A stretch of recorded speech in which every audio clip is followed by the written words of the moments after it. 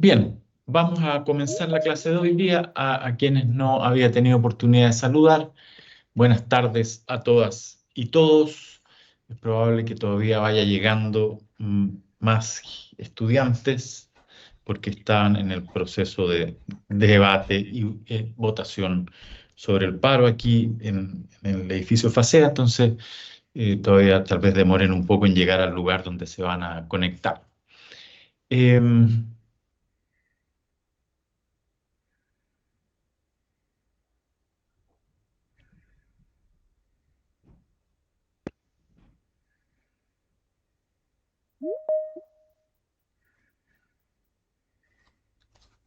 Vamos a retomar donde estábamos la clase pasada, el día viernes. Recuerden que estamos intentando ver cómo se organiza este pacto social, político, económico del siglo XX que logra reconocer, incorporar a todas estas nuevas fuerzas sociales y políticas que están entrando al juego en la sociedad debido a las transformaciones de esto que llamamos la sociedad de masas. Y hoy voy a grabar la clase para que quede para aquellas personas que no van a poder venir, ni un problema. Bien, ahí está, ha comenzado la grabación.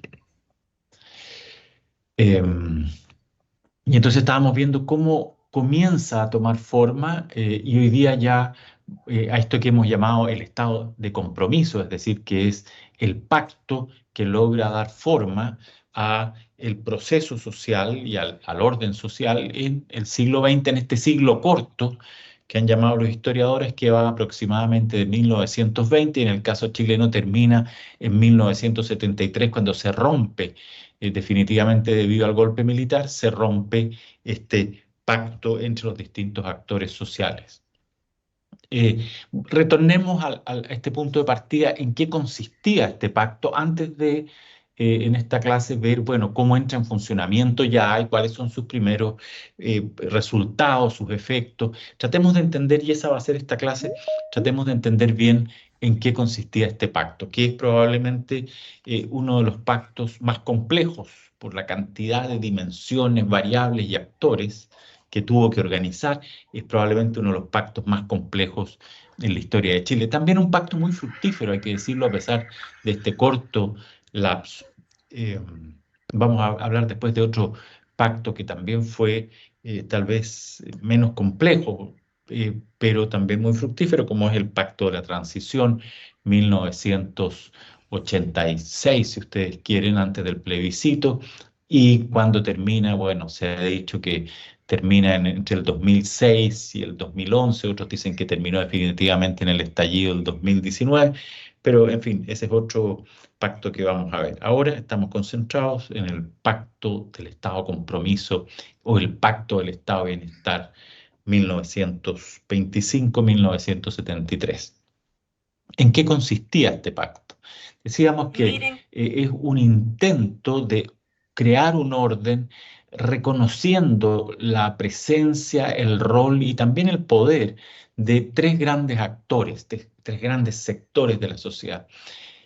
Primero, las fuerzas defensivas de la oligarquía, es decir, estas fuerzas que han sido plenamente dominantes durante el siglo XIX, primero como un sector puramente conservador, después un sector conservador con un sector más liberal, siempre de derechas, y después este mundo de las influencias parlamentaristas, que de ser el gran ordenador de la sociedad en el siglo XX, el creador de un orden en el siglo XIX, perdón, pasa a tener un carácter mucho más defensivo, porque aquí hay una sociedad de clase media y una sociedad popular, obrera, trabajadora, que comienza a exigirle más participación y comienza a exigirle compartir más de los resultados del proceso económico. Y entonces aquí hay un sector que de venir del total poder comienza a verse amenazado por estos nuevos actores y por lo tanto adquiere un carácter defensivo, es decir, la la oligarquía conservadora del siglo XX no es la misma del siglo XIX, porque ahora tiene un carácter mucho más acorralado, defensivo, etc. Segundo, están estas fuerzas del mundo popular, obrero y de izquierda, y que tienen este doble carácter de que demandan integración a la sociedad, es decir, no quieren estar en una posición marginal, no quieren ser tratados solo desde la perspectiva legal y de la delincuencia, sino que quieren ser reconocidos como actores, reconocidos en sus derechos, protegidos.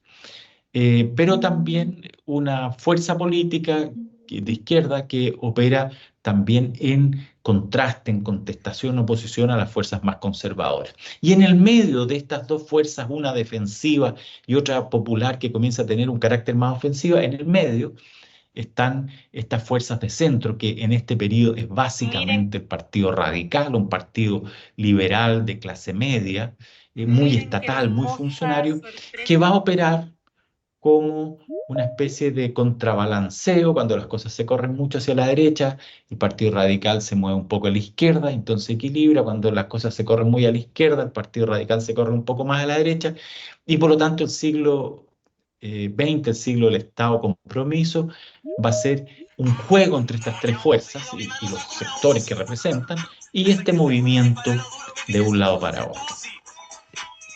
Vamos ahora entonces ya a detallar un poco más esto.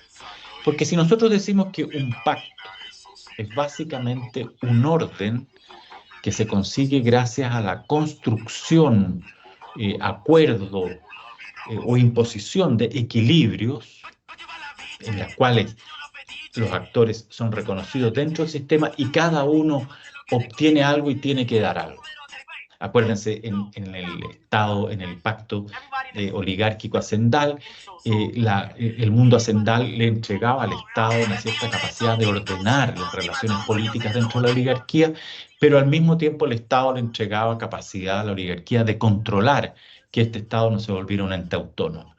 Si son sistemas de eh, doy y me das, te doy y me quitas de equilibrio. ¿Cuáles son los equilibrios de este pacto entre estos tres grandes sectores? Una oligarquía defensiva, un mundo popular de izquierda más ofensivo y un mundo equilibrante de centro.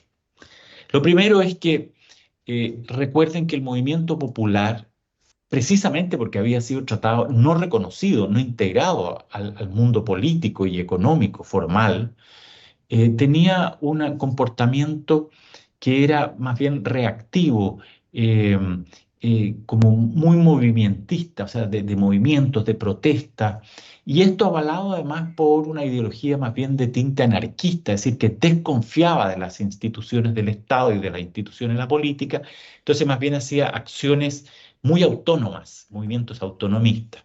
Y por supuesto movimientos autonomistas que crecientemente se hacían más ofensivos y en algunos casos violentos.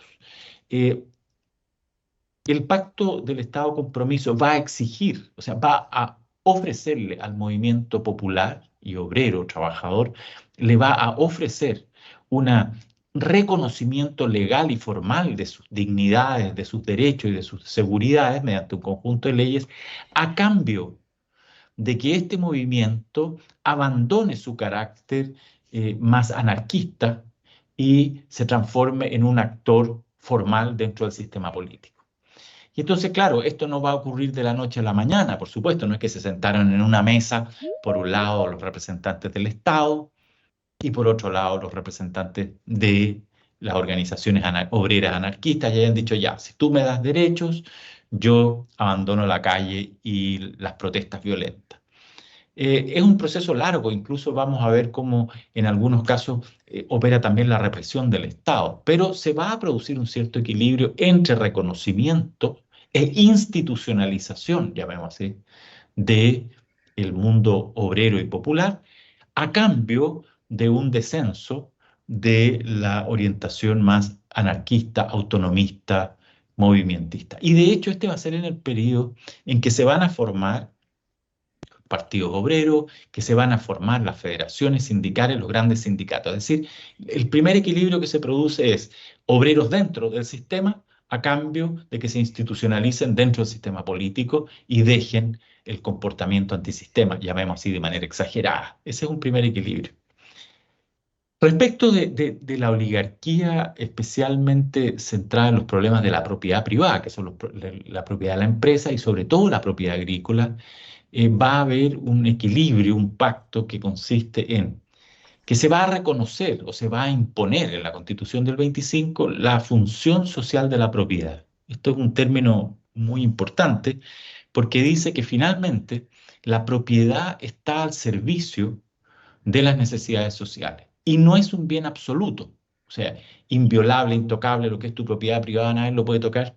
El Estado podía expropiar propiedades privadas con las compensaciones del caso, por supuesto, eh, si es que era socialmente necesario. Así como hoy día existe que uno puede expropiar una propiedad, una casa, porque por ahí tiene que pasar, por ejemplo, un puente. Eso es una expropiación que está en el marco de la función social de la propiedad. Es decir, en última instancia las propiedades tienen que someterse a la necesidad social. Aquí aparece esto. Hasta entonces no existía esta idea de la función social de la propiedad. En la Constitución del 25 aparece, pero esto va, por supuesto, a propietarios agrícolas y propietarios de empresas o de inversiones salicheras querían tener garantía, o sea, de que esto no iba a ser arbitrario y de que esto no era una pura pérdida. Entonces, el mundo asociado a la propiedad acepta o se somete a esta idea de la función social de la propiedad, pero el sistema, a cambio, va a hacer un par de excepciones que son muy importantes en términos políticos y en términos del futuro. Primero, la propiedad agraria. La propiedad agraria no se toca. Es decir, pueden ser propiedades urbanas, eh, pero pueden ser algunas cosas industriales, en este momento la ley es básicamente en torno a las propiedades urbanas, al tema del desarrollo de la ciudad, para mejorar el problema de la vivienda, etcétera. Esta ley se supone que deja fuera el problema de la propiedad agraria, o sea, no está en el horizonte el que se expropie la propiedad de las haciendas y los campos. Claro, el mundo oligárquico, que todavía tiene bases en DAL de manera muy importante, si se sometía a expropiación la tierra agrícola, perdía todo su poder, perdía su base como actor y por lo tanto una parte fundamental del reconocimiento del poder de la oligarquía es la inviolabilidad de la propiedad agraria. Y esto lo digo y lo detallo porque va a tener mucha importancia en la ruptura del pacto a partir de los años 60, cuando comienza a intervenirse sobre la propiedad agraria. Pero no bastaba para defender los intereses del mundo oligárquico que se mantuviera sin tocar la propiedad agraria.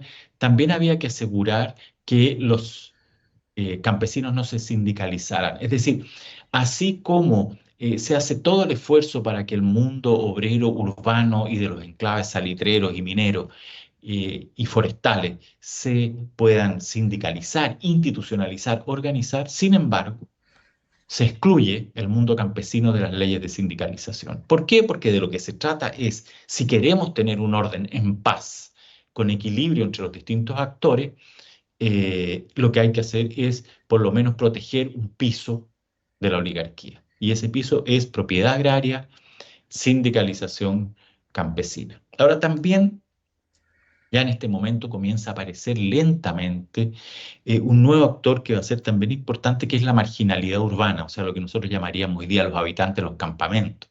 En esa época se llamaban las poblaciones callampa. Callampa porque como las callampas aparecían de la noche a la mañana, tenía que ver con las tomas de terreno. En esta época no es tanto tomas de terreno, van a empezar como hacia los años 50, sino que es más bien todo el tema de los que se llamaban los conventillos urbanos, es decir, como propiedades que eran fraccionadas 1000 veces para transformarla en piezas de arriendo, a un mundo muy marginal. Se excluye el reconocimiento y la organización de los marginales urbanos, eh, primero porque no tenían suficiente poder y yo creo que aquí había muchos intereses inmobiliarios asociados al arriendo en conventillos y por lo tanto no se quería que esto desapareciera. Eh, eh, Parte importante de la oligarquía es especuladora inmobiliaria y por otra parte la Iglesia Católica era una gran propietaria de conventillos y entonces aquí hay una presión por dejar esto fuera. Entonces aquí tenemos un segundo aspecto del equilibrio. Si el primer aspecto es movimiento obrero, o sea, mundo popular obrero, vamos a reconocer sus derechos y necesidades legalmente, pero a cambio de eso ustedes tienen que incorporarse al sistema y dejar la actitud antisistema. Y a la oligarquía le vamos a decir, bien, para que tú aceptes esto de que tengamos leyes obreras y que supone, por ejemplo, el tema de la propiedad, eh, está bien, entonces tú vas a aceptar toda esta formalización, institucionalización y derechos del mundo popular, pero a cambio de eso no te vamos a tocar la tierra. Y por de pronto no vamos a sindicalizar al mundo campesino, porque si se expropian las tierras agrícolas y más encima se sindicaliza el movimiento campesino, entonces el poder de la oligarquía desaparece. Y por lo tanto, para que tú te estés tranquilo y participes lealmente del pacto, te vamos a dar esta garantía. Yo digo, te vamos a dar como si se hubieran sentado en una mesa. Quiero insistir siempre que los pactos son unos procesos que se van dando, por supuesto, guiados por ciertos intelectuales y líderes, pero que son largos, no siempre resultan como se quieren, no es que se sienten en una mesa a pensar y a firmar papeles. Un tercer elemento que es muy importante en esto es el reconocimiento de la clase media. O sea, así como el reconocimiento obrero, el reconocimiento de la oligarquía, el reconocimiento de la clase obrera.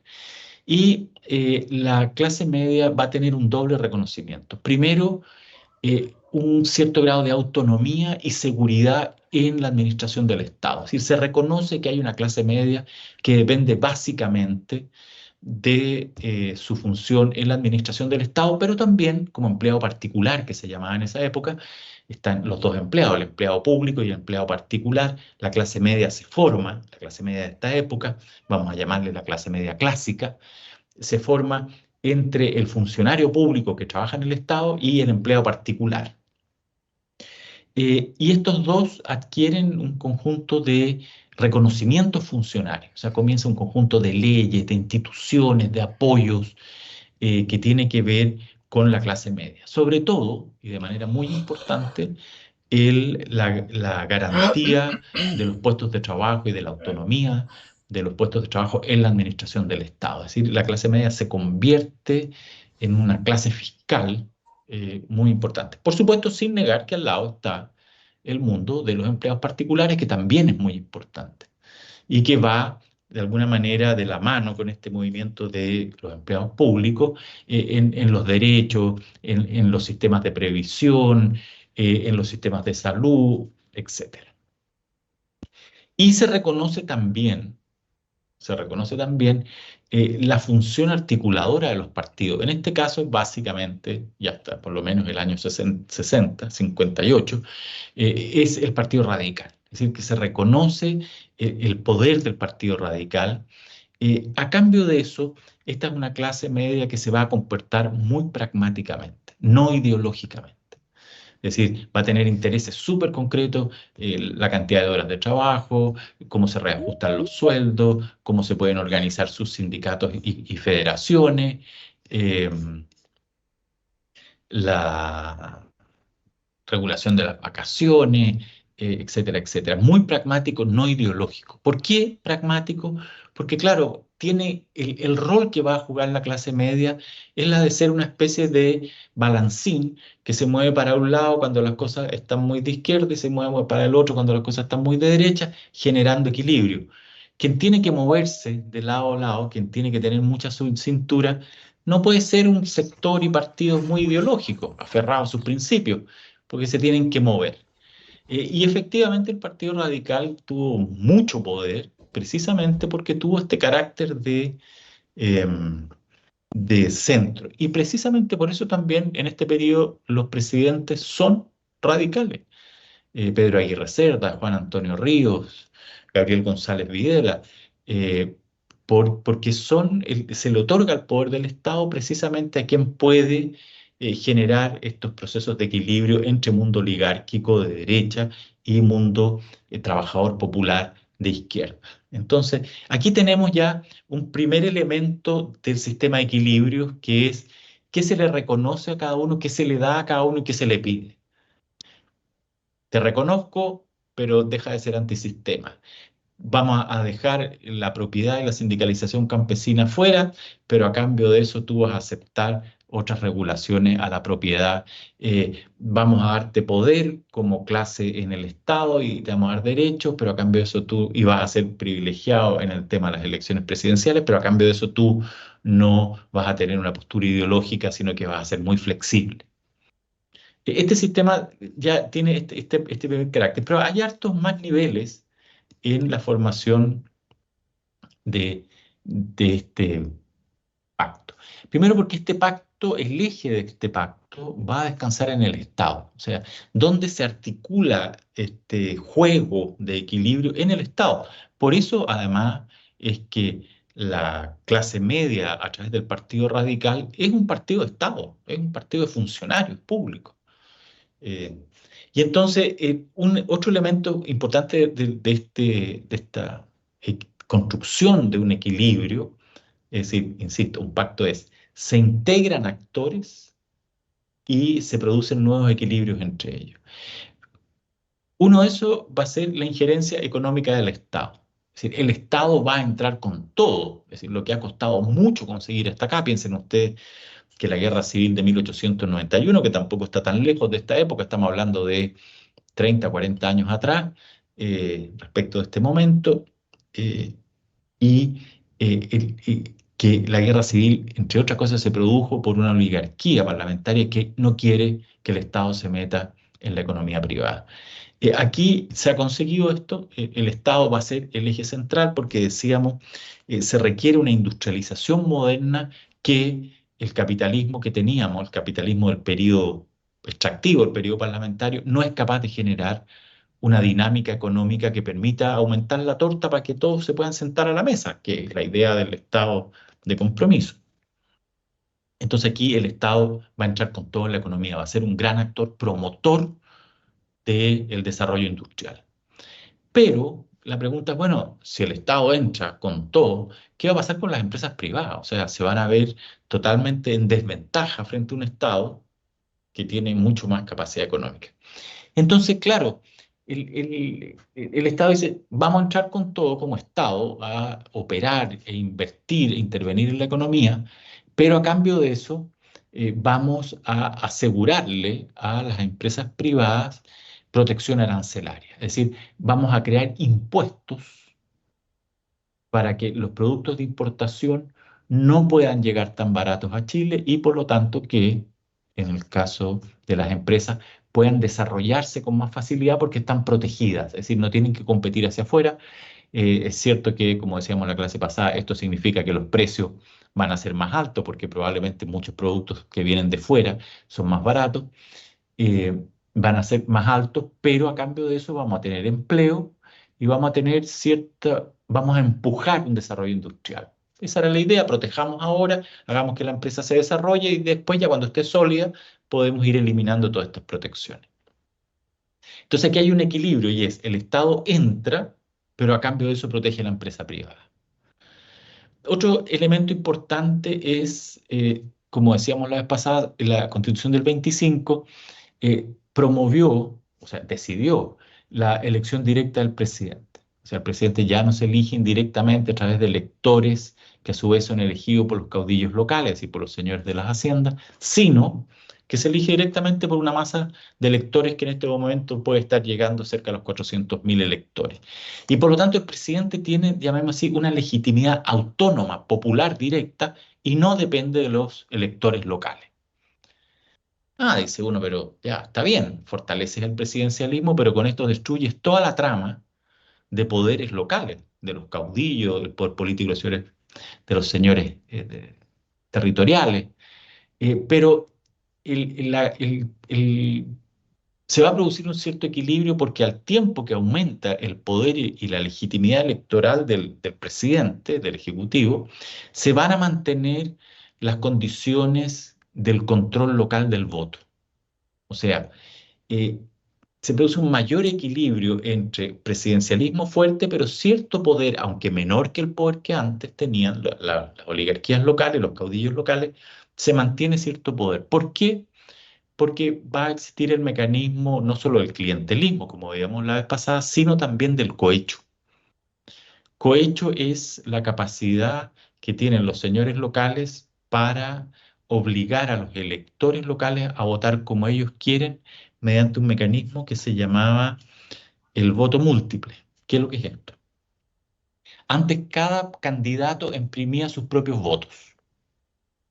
Entonces yo, por ejemplo, que quería ser diputado por Valdivia, le pasaba, repartía mis votos a la gente para que llevaran ese voto y metieran ese voto en la urna. Y en la urna después se abría y la que tenía más votos era el que ganaba. No es que hubiera una sola cédula, lo que después se llamó la cédula única, que te la entregan en la mesa, sino que tú llegas con tu cédula a votar y votas por el candidato de la papeleta que te gusta. Pones la papeleta y las otras las votas, porque pues, te habrán regalado muchas otras.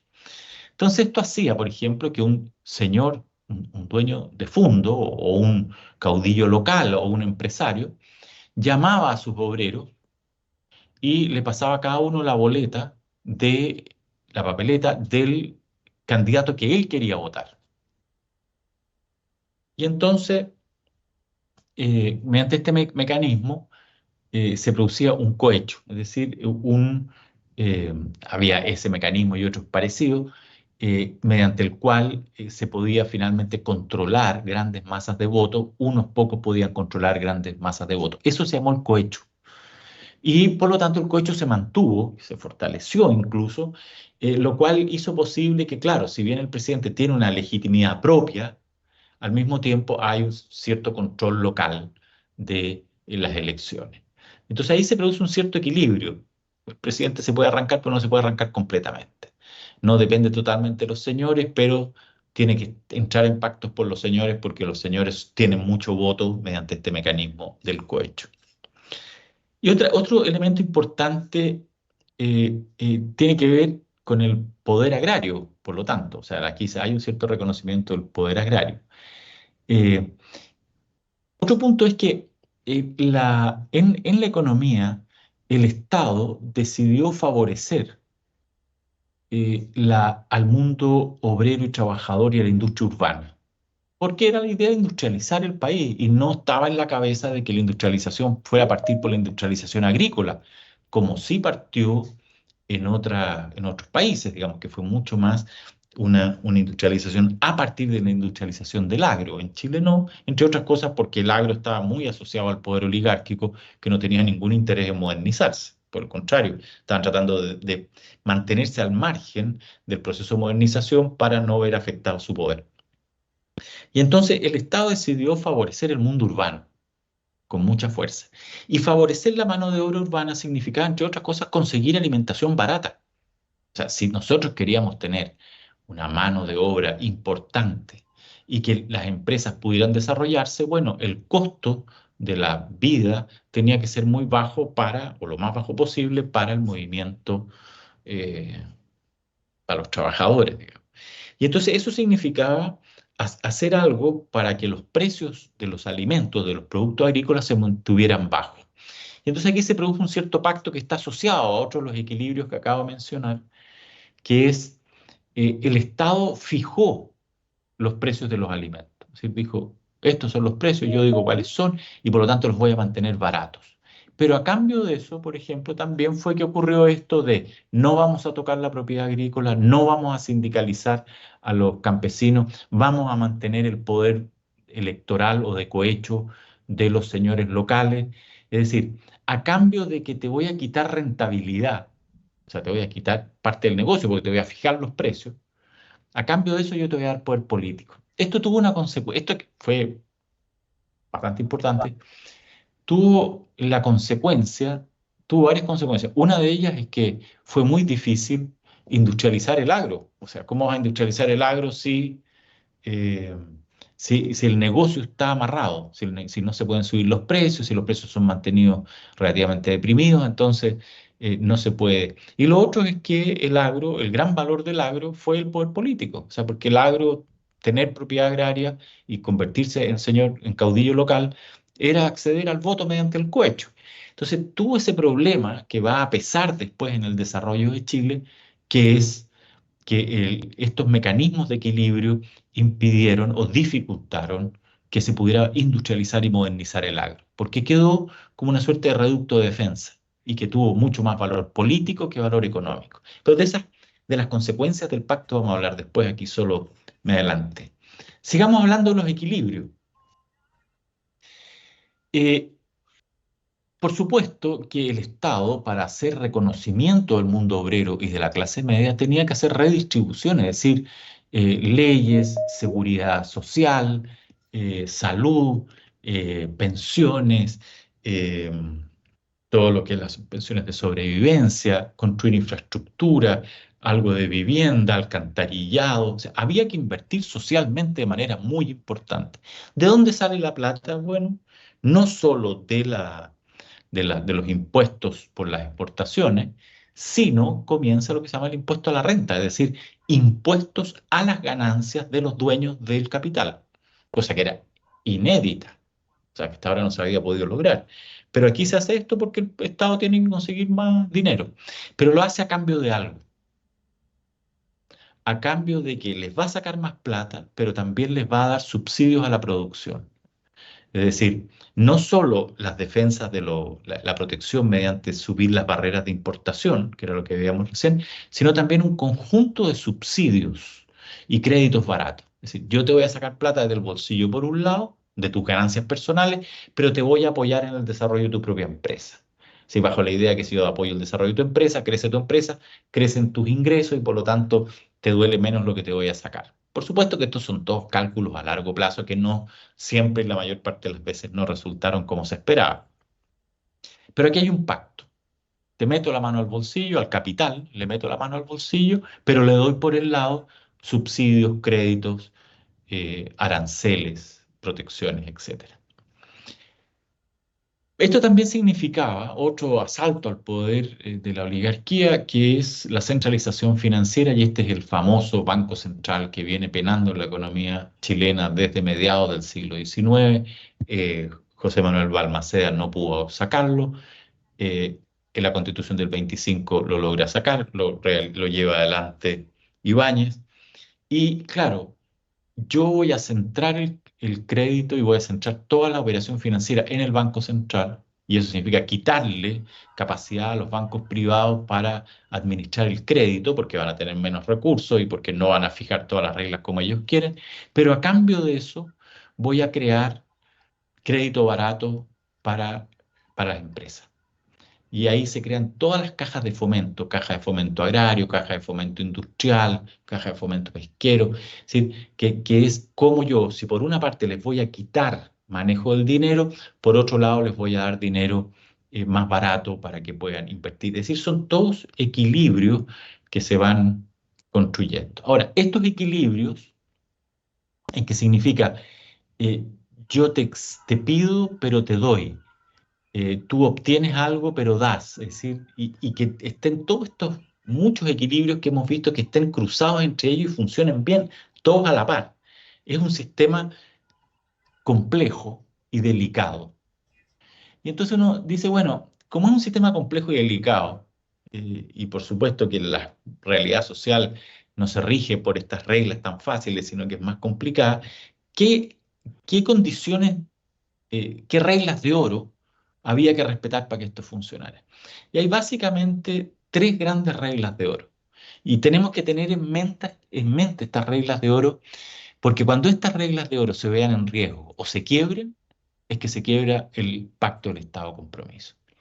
Lo primero es la exclusión de la violencia. De alguna manera, la sociedad chilena, con las movilizaciones populares de tono más anarquista desde 1890 hasta 1907, más o menos, incluso después también, ha quedado un poco asustada. Es una sociedad que viene asustada de los golpes militares que se repitieron una y otra vez en la década del 20. Eh, por lo tanto, pide dos cosas. O sea, una regla es exclusión de la violencia. Todo esto funciona para evitar la violencia, y la condición es que no haya violencia. Y eso, entre otras cosas, supone controlar a dos actores. Evitar que los militares se metan en política. Esa fue la experiencia de la cantidad de gobiernos y juntas militares y golpes que hubo a partir del 25 en adelante. y por tanto los militares vuelven a profesionalizarse, vuelven a ser actores de la clase media del Estado, una suerte como de funcionarios públicos, y son totalmente separados de la política. Vamos a ver que esta separación de los militares de la política, que fue muy efectiva además, o sea, desde 1932 en adelante, con el último gobierno de Ibáñez, cuando termina el último gobierno de Ibáñez, el 31, ya los militares no aparecen en política hasta que Allende los llama de vuelta en 1972, digamos, con la crisis.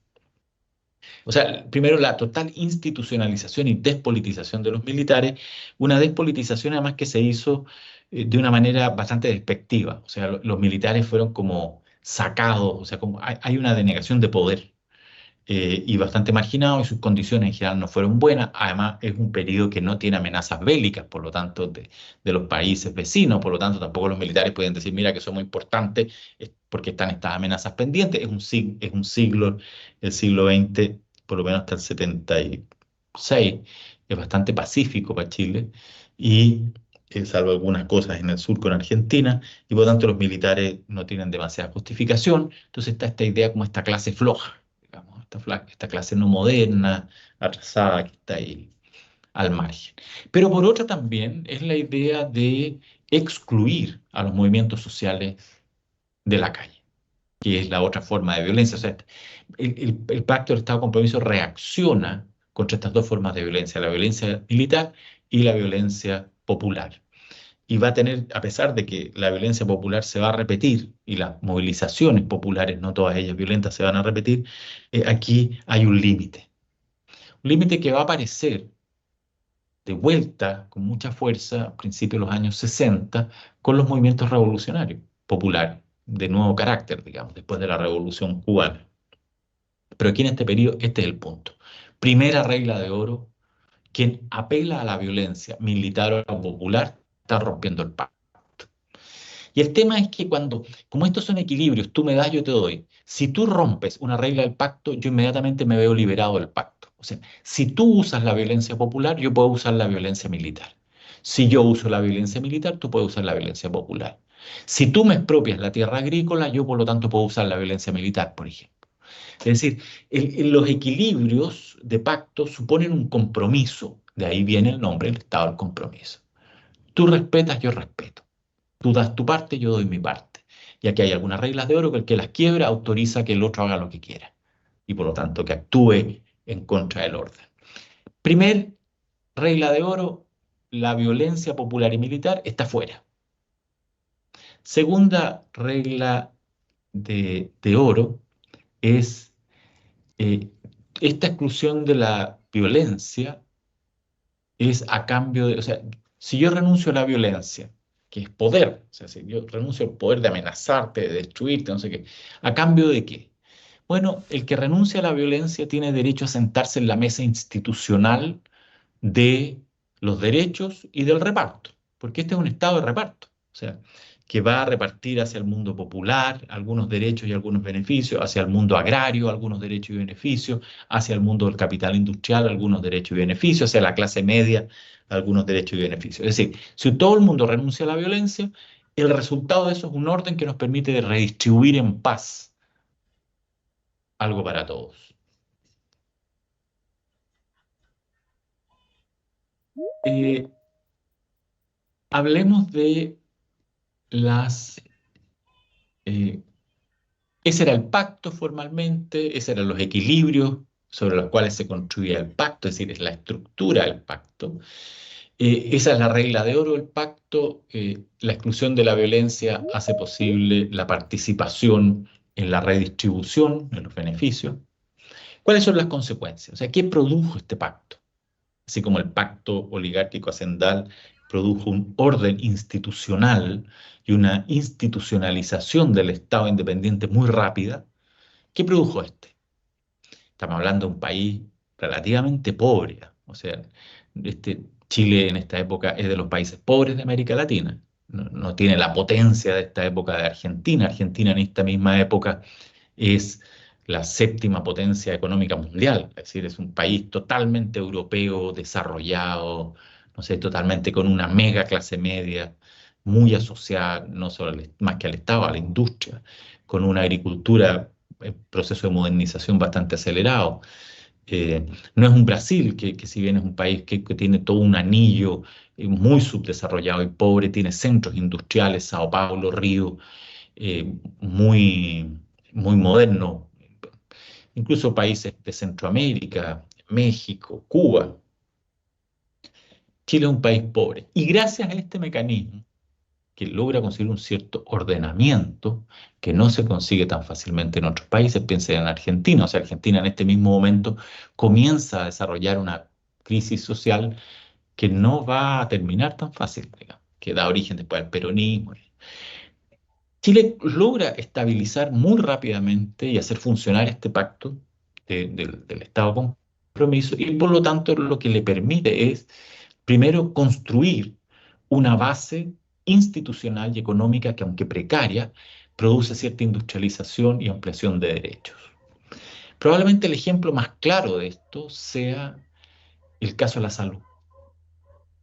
O sea, permite el desarrollo de una institucionalidad pública de la salud, que es uno de los principales derechos sociales de la época, que va a marcar una diferencia de Chile con el resto de los países de América Latina. Chile sigue siendo pobre y sin embargo tiene una salud muy buena. Ya desde esta época lentamente la salud pública chilena es muy buena. Comienza a pasar también con la educación. O sea, la educación de principios del siglo XX comienza a desarrollarse a propósito especialmente de los liceos y de los liceos repartidos en las provincias, una educación que va a alimentar una clase media profesional muy potente. Es decir, nuestra modernización industrial de este periodo se va a sustentar también en una salud obrera y en una educación de clases medias bastante desarrollada. Y entonces eso es lo que yo llamo una base para la modernización industrial y la ampliación de derechos. Va a producir también un desplazamiento, como yo les contaba, un movimiento de las fuentes de riqueza o de renta desde el campo a la ciudad. Y eso va a ser muy notorio. Chile, a principios del siglo XX, se va a desruralizar muy aceleradamente porque se van a poner todos los énfasis en la presión del mundo eh, urbano, de la industria urbana o de enclaves, como es el caso de las salitreras que ya vienen de salida y el cobre que está comenzando a entrar, el Teniente, Chuquicamata, eh, eh, El Salvador, etc. Y entonces se produce un desplazamiento, con lo cual intensifica la vida urbana y moderniza la vida urbana. Este es un momento de mucha urbanización en el país que va a tener, entre otros efectos, va a empezar a tirar al mundo campesino, un mundo que se está quedando empobrecido porque ya la inversión agraria no es modernizada. Eh, entonces aparece un mundo campesino que comienza a migrar a la ciudad. Y aquí se produce comienza a producirse ese gran movimiento de migración campo-ciudad que va a formar a un nuevo actor en las ciudades que son los pobladores, es decir, aquellos que no se caracterizan por ser obreros del sistema capitalista, sino por ser marginales de las ciudades, que es un tema que vivimos hasta el día de hoy día con el tema de los campamentos, que va a tener un impacto muy fuerte y un impacto político también. Produce un desplazamiento del poder desde los actores, desde agricultores, industriales, sindicatos, federaciones de clase media, desde ahí al Estado. El Estado va a ser el espacio, el instrumento, el órgano que va a concentrar mucho poder. Por supuesto que es un Estado que está habitado por actores, no es una maquinaria abstracta, pero el poder está en el Estado. Ese es el gran espacio. E incluso los partidos políticos viven más hacia el Estado que hacia la sociedad. Son aparatos de Estado, digamos. Entonces el Estado se convierte aquí en el gran poder. Todo lo que temió la oligarquía en el siglo XIX, de que el Estado se autonomizara y fuera el gran poder sobre cualquier otro poder, aquí ya está ocurriendo con todo. Como efecto del pacto, porque el gran espacio articulador, regulador del pacto va a ser el Estado y especialmente la clase funcionaria dentro del Estado. Se va a producir una política, una lógica de acción, una manera de hacer política que vamos a llamar juego de suma cero. Este es un término que no inventé yo, es un término de la ciencia política, que dice que hay un juego de suma cero que cuando lo que gana uno en una disputa lo pierde el otro. Es decir, si yo tengo una torta que pesa 1 kilo y yo me llevo para la casa 500 gramos, es porque el otro que tenía la torta perdió 500 gramos. O supongamos, si tenemos una torta entre dos, yo tengo 500 gramos y tú tienes 500 gramos para ti. Si yo aumento a 550 es porque el otro perdió 50 y que se quedó con 450. Es decir, las disputas de suma cero suponen que lo que está en juego, lo que se está peleando, lo que se quiere distribuir es constante, no aumenta. Y por lo tanto, si yo aumento mi parte, es porque el otro la disminuye, po. O sea, si tenemos 100 y eso se mantiene siempre constante, 100, y yo aumento de 50 a 55, el otro pasa de 50 a 45. Eso es juego de suma cero. Al final la suma siempre es 100. Si yo tengo 90 y el otro tiene 10, ¿cuánto suma? 100. Si el otro tiene 90 y tengo 10, ¿cuánto suma? 100. Y aquí está como uno de los, casi como la sala de máquinas del problema. Porque si lo que estamos diciendo es que queremos aumentar los derechos y la participación en la riqueza de todos los sectores que están involucrados en el pacto, ¿cómo lo hacemos para que todos ganen y no ganen unos y pierdan otros? Y entonces esa es la idea del crecimiento económico en esta época, es hacer que la torta crezca. Porque si la torta crece de 100 a 110 y todos los actores pasan de 50 a 55, la suma final es 110, que es igual a la torta, o sea, los dos quedan con 50% cada uno. Es decir, para que todos puedan aumentar su participación sin que nadie pierda, la torta tiene que crecer. Para que todos podamos comer un pedazo más grande de la torta sin que tenga que quitarle a otro, la torta tiene que crecer. Entonces, esta es la idea del crecimiento. No tanto generar riqueza por sí mismo, sino que asegurar que no se produzca una disputa social porque unos ganan y otros pierden. Entonces, hay una lógica de crecimiento que es distinta a la que estamos acostumbrados hoy día, que la idea del crecimiento es cuánto capital se forma, finalmente. No, aquí la idea es hacer crecer la torta de la distribución. O sea, lo que importa el crecimiento es aumentar la distribución y sostener el equilibrio. Porque si la torta no crece, todos pelean por aumentar y por lo tanto hay alguien que va a perder y eso es guerra. Esto significa que el pacto del Estado de compromiso en realidad no solo depende de la ausencia de violencia, y depende de que todas puedan participar favorablemente, con ganancia, del proceso de distribución, sino que depende de que haya un crecimiento constante. O sea, el estado de compromiso es dependiente del crecimiento económico. Y por eso es que el estado de compromiso está tan fijado, tan concentrado en aumentar el poder industrial. No solo porque la industria trae modernidad, trae más empleo, sino que porque genera crecimiento económico que se requiere para poder hacer integración social. Integración social es que cada vez más personas se sientan a la mesa y obtienen un pedazo equitativo de la torta. Eso sin guerra solo es posible si la torta crece. Y entonces la industrialización está pensada. Este modelo se ha llamado también el desarrollismo, que fue un modelo que predominó el siglo XX. Y son todas estas ideas, este modelo de sociedad y crecimiento, el que va a ser puesto en cuestión, y más bien desmantelado, por el neoliberalismo. O sea, el neoliberalismo es antidesarrollista. Bien, esa es una primera consecuencia del pacto. Pero el pacto, por lo tanto, a propósito de lo que estamos hablando, va a tener algunas bombas de tiempo. O sea, ¿qué cosas van a estar haciendo tic-tac en la vida social y política y económica que pueden hacer estallar al estado de compromiso? Que, como estamos viendo, es complejo y es frágil porque es un sistema de equilibrios de muchos frentes. Hay muchos frentes que cuidar para que todos puedan participar con provecho de estos compromisos. El primer bomba de tiempo del estado de compromiso va a ser el desequilibrio creciente entre la demanda social por participar en la mesa de la torta y por tener pedazos más grandes de la torta y un crecimiento de la torta débil. O sea, va a empezar a pasar que va a crecer más rápido la demanda por torta que el tamaño de la torta. Con lo cual, comienza a producirse una conflictividad social, porque quiere decir que cada uno que quiere entrar a la mesa o tener un pedazo más grande de la torta lo tiene que hacer a costa de otro, porque la torta no alcanza a crecer suficientemente rápido. Entonces aquí hay un desbalance entre crecimiento económico y demanda social.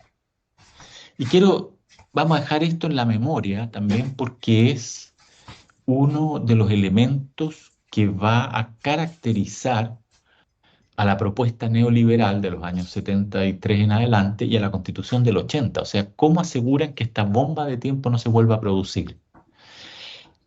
Diría que los economistas, y en ese sentido los neoliberales, en el proceso de la dictadura, la mayor preocupación era esta, que ellos dicen, toda vez que la sociedad pide más que lo que la economía puede crecer, se produce una crisis social. Y por tanto lo que tenemos que hacer ahora es crear un sistema que esta asintonía entre demanda social y crecimiento económico no se produzca nunca más. Esa es una clave. Y esto me lleva a la siguiente reflexión. Ustedes han visto en esta historia que estamos contando, ya desde la época de los españoles, que las experiencias previas condicionan mucho las cosas que se hacen después, o sea, cómo los periodos posteriores van reaccionando de alguna manera a las experiencias previas. Vean ustedes, por ejemplo, por qué esta preocupación tan importante por excluir a la violencia del juego político.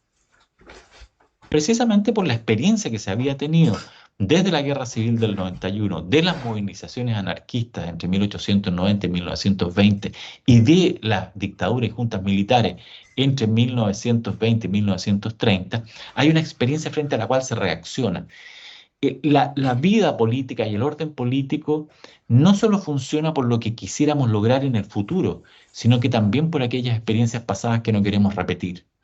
Y eso va a ser muy cierto, por ejemplo, también en la transición de los años 80 del siglo XX. Bien, esta es una primera bomba de tiempo, que la posibilidad de que la demanda social por participación crezca más rápido que el tamaño del crecimiento de la economía. Por lo tanto, la economía no puede satisfacer para todos por igual esa demanda y se produce un potencial de conflicto social y por lo tanto de violencia. El segundo elemento es eh, que tiene que predominar una política pragmática sobre la ideológica. Porque este sistema de pactos de equilibrio y de contraequilibrio son puras negociaciones. Este es el mundo de la cocina, en buen sentido. El mundo de las negociaciones. Tú me das, yo te doy, yo avanzo un poquito, tú retrocedes un poquito, pero por el otro lado te doy y yo retrocedo. Porque aquí la gran idea es mantener un orden de integración social y de derechos. Y entonces, claro, si a algún partido se le ocurre ponerse ideológico, decir, no, yo con esto no transo, de aquí no me muevo, o sea, partidos principistas, eso va a ser una amenaza, de que aparezcan partidos principistas, que no van a aparecer hasta principios de los 60. Y en eso va a jugar un rol muy importante la Revolución Cubana. La Revolución Cubana es una revolución principista, es decir, de una política principista, que se va a levantar, entre otras cosas, contra estos juegos políticos, como el del Estado de compromiso, eh, y que va a producir una rigidez en el sistema. Porque van a aparecer partidos principistas, o sea, partidos revolucionarios, digamos, partidos refundacionales, si ustedes quieren, que es la palabra que se usa hoy día de manera bastante despectiva. Eh, este es otro de los grandes riesgos que va a estar sonando como una bomba de tiempo, tic-tac, porque en la medida en que el pacto de compromiso empieza a fallar, la tentación de volverse principista es muy alta. O sea, y aquí viene el tercer bomba de tiempo. ¿Por qué yo me quedo dentro del pacto? ¿Por qué respeto el pacto? ¿Por qué me institucionalizo? ¿Por qué renuncio a actividades extrasistémicas y al uso de la violencia? Porque me va bien dentro del pacto. O sea,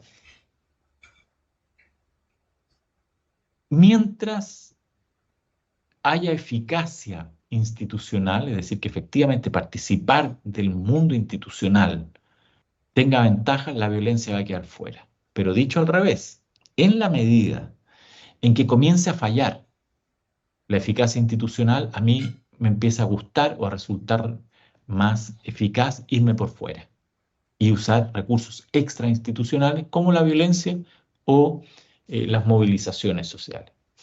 Vean que estos tres bombas de tiempo están conectadas entre sí. Si se produce un desequilibrio entre demanda social y crecimiento económico, es porque el sistema institucional no está funcionando bien, o sea, la economía no está funcionando bien y por tanto no ofrece beneficios. Y eso hace que uno piense que no es buen negocio estar dentro de este sistema, que a lo mejor puedo conseguir mucho más por fuera, presionando por fuera, digamos. Por ejemplo, con movimientos de huelgas desreguladas, no legales, o con tomas de terreno, o sea, con movimientos extrainstitucionales. Y por supuesto, si yo empiezo a adoptar estas posiciones, tanto yo como mis adversarios comienzan a ponerse rígidos. O sea, no se puede negociar con quien está actuando extrainstitucionalmente. Entonces, estas bombas de tiempo se relacionan y se refuerzan entre sí y vamos a ver que a lo largo del desarrollo del Estado de Compromiso, del funcionamiento del Estado de Compromiso entre 1932, yo lo fecho cuando termina, cae la dictadura, la así llamada dictadura de Ibáñez, el 31, después viene un gobierno interino de Juan Esteban Montero y después se elige de nuevo a Alessandri, el 32. Pero ya no es el Alessandri revolucionario, no es el Alessandri caudillo, es un administrador institucional, digamos. Y aquí parte ya el Estado de Compromiso como una operatoria mucho más institucional. Entre ahí y el 73, que es cuando claramente el Estado de Compromiso cae, digamos, es quebrado por un golpe de Estado. En ese periodo, 32-73, apenas 50 años, en ese periodo, eh, estos tres bombas de tiempo van a empezar a encenderse. Y lo que nosotros podemos ver en el 73 es la explosión de estas tres bombas. O sea, el golpe de Estado es un acto arbitrario, porque probablemente se podrían haber solucionado las cosas de esta manera, pero lo que sí hay que decir que hacia el 73 estas tres bombas de tiempo están haciendo tic-tac muy fuerte y que están en condiciones ya de estallar y solo se podría haber hecho o se podrían haber desactivado estas bombas, pero bueno, el acto arbitrario de las Fuerzas Armadas de la época impidió una solución que hubiera sido otro tipo, pero eso ya es una discusión que vamos a tener después cuando hablemos de por qué pasó el golpe. Veamos entonces el funcionamiento ya en forma del Estado de compromiso. Y entonces yo decía, el Estado de compromiso ya en funcionamiento, con todas estas características y estructura y normas y reglas y peligros y bombas que tiene, se va a desplegar entre el segundo gobierno de Arturo Alessandri, 1932 al 38, ya son gobiernos de 6 años, elección directa. Pedro Aguirre Cerda, 1938-1941, radical. Juan Antonio Ríos, 1942-1946. Duran menos de 6 años Pedro Aguirre y Juan Antonio Ríos porque se mueren en el ejercicio, durante la presidencia, mueren por enfermedad. Videla, Gabriel Videla, el último radical, del 46 al 52, aquí ya empieza a hacer agua el Estado de Compromiso. La primera intento de recomponer el Estado de Compromiso es el general Ibáñez, que vuelve esta vez como civil, 1952-1958. Después de eso, no le funciona a Ibáñez recomponer el Estado de Compromiso. Otro intento de solución, el presidente Jorge Alessandri, hijo de Arturo Alessandri, 1958-1964. Las soluciones, llamemos así, de parche, como la de Ibáñez y de Alessandri, no resultan, y entonces vienen dos intentos de solución radical, estructural, revolucionaria en algún caso, que es Eduardo Frei Montalva, 1964-1970, con la Revolución en Libertad, y 1970-1973, Salvador Allende con la Revolución Chilena con empanada y vino tinto, como le llamaba él. Vamos a ver por qué le llamaba así. Entonces vamos a recorrer ahora este periodo y nos interesa menos ver cómo que cada presidencia y las características del presidente y lo que hizo y no hizo. No, me interesa más bien ver cómo se va desarrollando este pacto, cuáles son las consecuencias administrativas que tiene, o sea, cómo se va construyendo y transformando la institucionalidad del Estado y cómo va entrando en crisis. lentamente y las dificultades y los intentos de solución que tiene esto. De cualquier manera, este periodo, que es un periodo muy importante en la historia chilena, fue un periodo muy institucional. Dice, este es un periodo sin golpe de Estado. Aquí se crea el famoso mito de los 50 años de democracia chilena, que hace de Chile un país pobre pero extraordinariamente institucional y por eso admirado. Vean que vamos a verlo en algunos datos después, por por esta razón, porque el sistema político, o sea, porque todos están trabajando dentro o jugando dentro del sistema político con las reglas del sistema político. Y los intentos, las crisis del modelo se intentan resolver dentro del sistema político, independiente si resultaron o no, más bien no. Sin embargo, hay un intento permanente en el caso chileno por resolver la crisis del sistema político desde dentro del sistema político. Y vean que esta tradición, a propósito de que las instituciones son muy de inercia, esta misma tradición es la que explica por qué dos veces, después del estallido social de 2019, el sistema político intentó resolver su crisis desde dentro con las propuestas de cambio constitucional. No resultaron, pero el sistema logró ponerse una y otra vez, y ahora de nuevo, de acuerdo en hacer la solución desde dentro. O sea, y quiero señalar esto también para mostrar que en el caso chileno, un golpe de Estado es una situación extraordinariamente excepcional y grave. No es como otros países donde las soluciones son siempre golpes de Estado o acciones extrainstitucionales y por lo tanto tampoco que haya un golpe de Estado es como más de lo mismo. En el caso chileno no, porque todo este sistema se fundó sobre la enorme capacidad del sistema político para enfrentar sus problemas desde dentro y no recurrir a vías extrainstitucionales, que eso es una de las marcas del el Estado de compromiso entre 1932 y 1973. Eh, Veamos algunas características como políticas de, de este, ahí va en la foto va Juan Antonio Ríos.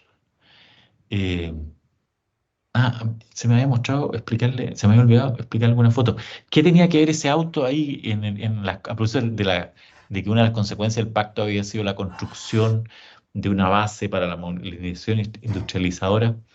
Vean que este es 1935 más o menos. Están celebrando el auto número 10.000 Ford armado en Chile. Chile no fabricaba motores, por supuesto, pero los armaban acá. Se traían todas las piezas de afuera y Esto todavía no es la citroneta que yo les conté del periodo. No, yo no les conté a ustedes, es otro curso. Les voy a contar después cómo uno de los símbolos de nuestra modernización son los autos, que esta idea muy americana de que la modernización se expresa en el auto, no solo y la libertad se expresa en el auto. Aquí hay un intento de industrialización que ocupa muchos campos, vamos a verlo. Pero un buen ejemplo de esta foto, Chile armaba estos autos y son símbolo de un país que logra armar autos. Chile, un país perdido en el fondo del continente, pobre. Este es el modelo 10.000 Ford armado en Chile. Bueno, quería contarles esa foto. Esta otra foto es de don Juan Antonio Río saliendo o entrando, más bien entrando al Congreso Nacional, probablemente el día 21 de mayo, para dar su discurso al Congreso Pleno. Y ahí va él con todos sus ministros. Vean ustedes que no hay nada parecido a una ministra mujer. O sea, claramente esta foto también muestra esta política masculina.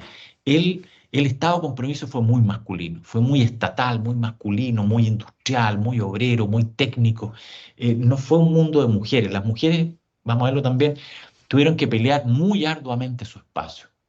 Muy arduamente ese espacio.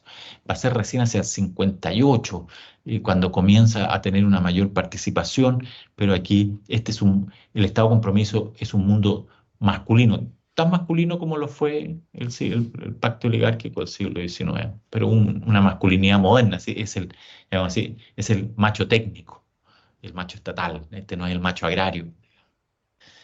Eh, Bien, avancemos un poquito. Entonces, un par de ideas de esto. O sea, en términos políticos, ¿qué es lo que se está peleando en términos políticos? Básicamente construir mayorías parlamentarias. O sea, aquí el juego de la política se juega en el Parlamento. Un Parlamento frente al cual el presidente tiene mucho poder. O sea, el sistema político es el presidente jugando en el Parlamento, con mucho poder. Y por tanto un Parlamento que es bastante ordenado. Y lo que se trata es de conseguir mayorías parlamentarias. Es decir, conseguir que el sistema se incline para un lado o para el otro para poder conseguir apoyo para ciertos votos. Entonces el sistema va a jugar con las reglas parlamentarias de que cada movida en la redistribución se hace a través de construir mayorías parlamentarias. Hay toda una gran, no obsesión, pero una gran empuje a la construcción de mayorías.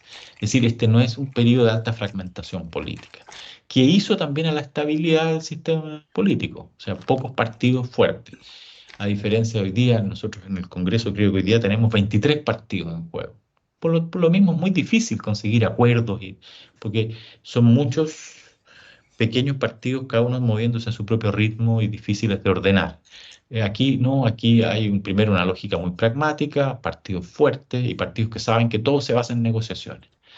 Y por lo tanto, el juego político en el Parlamento es un juego muy productivo finalmente en esta época. Eh, y para que esto funcione, si el presidente juega en el Parlamento, lo que se requiere es que el presidente sea siempre un presidente de coalición, es decir, un presidente que no gobierna con un partido único, porque un partido único, un presidente que le da mucho poder, es muy amenazante. En cambio, el presidente más bien lo que hace es que él gobierna con una coalición que le da mayoría en el Parlamento. Entonces eso asegura que un presidente pueda llevar adelante la gestión política y hacer los equilibrios. De todas maneras, el Parlamento es bastante equilibrado. Entonces, esto es un sistema de una política de mayorías. Entre 1932 y 1964, es decir, hasta la elección de Eduardo Frei Montalva, todos los presidentes gobernaron con alianzas políticas. Y fue una característica importante del periodo. Es decir, gobiernan con mayorías. Y se teme mucho un gobierno de minorías, porque un gobierno de minorías amenaza los equilibrios e impide acuerdos. Ese es el mecanismo político, que es lo que estamos viendo. El mecanismo político es la construcción de mayorías parlamentarias y eso se consigue básicamente a través de eh, gobiernos que son de coalición, de alianza. Y después hay un mecanismo económico, pero esto lo vamos a dejar para mañana porque yo me imagino que ustedes ya comienzan a estar cansados de este mecanismo de hacer clases, tirón en el cuello. Esto de hacer clases por virtuales cansa un poco a todos y entonces me interesa mucho que puedan aprender y captar y no quiero sobreexigirlo porque además parece inútil, así que vamos a dejar la clase de hoy día acá. Ignoro Ignoro cuál va a ser el resultado tanto de la votación de ustedes, no sé si saben algo ya, tanto de la votación de ustedes, de administración pública, como de los centros de alumnos en general, de la asamblea de estudiantes de la universidad, si se van a decir paros o no, y por lo tanto no sé si mañana va a haber clases, o sea, sé que mañana no va a haber clases probablemente presenciales, porque entiendo que la mía sigue tomada aún, pero existe la probabilidad que si se aprueban por los órganos legítimos del estudiantado un paro, nosotros los profesores por regla aunque no escrita, estamos llamados a no hacer clases, es decir, a no alterar la decisión colectiva de los estudiantes. Entonces, en este sentido, no sé hoy día, a esta hora, si va a haber paro. Como Gustavo me dice, gracias Gustavo por informarme, Gustavo me dice que no hay paro, probablemente Gustavo me está contando el resultado de la elección, ¿no?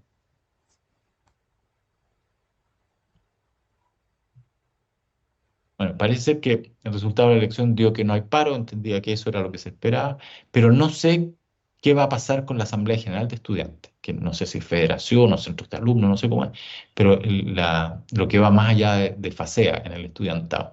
Porque si ellos deciden paro, dentro de las reglas y por mayoría, entonces nosotros los profesores se nos instruye a que no hagamos clases. Digo todo esto porque no sé si mañana va a haber clase y qué tipo de clases. De todas maneras, a las 9, a más tardar, a las 9:15, yo informo por el correo Cibeduc y también por correo directo, informo de si hay clase y entrego el link para la clase mañana. De cualquier manera, les deseo que estén bien, descansen, trabajen. Nos vemos mañana, ojalá. Yo quisiera mañana hacer clases. Bien, que estén todos muy bien. No sé si hay alguna pregunta, alguna duda. No, nada, profe. Súper, que estén Profesor, muy bien. Dime. Sí, profe, entonces, respecto a la chao. clase, les voy a mandar mi avance durante estos días, por si acaso. Ya, súper, súper Francisco, te agradezco para que los vamos a discutir. Vale, Ya pues, entonces estén por favor atentos. Mañana entre 9 y 9:15 yo informo cuál va a ser la situación. Que estén muy bien. Igualmente, está bien, profe, profe, chao. chao. Chao, Pedrito. Chao, chao.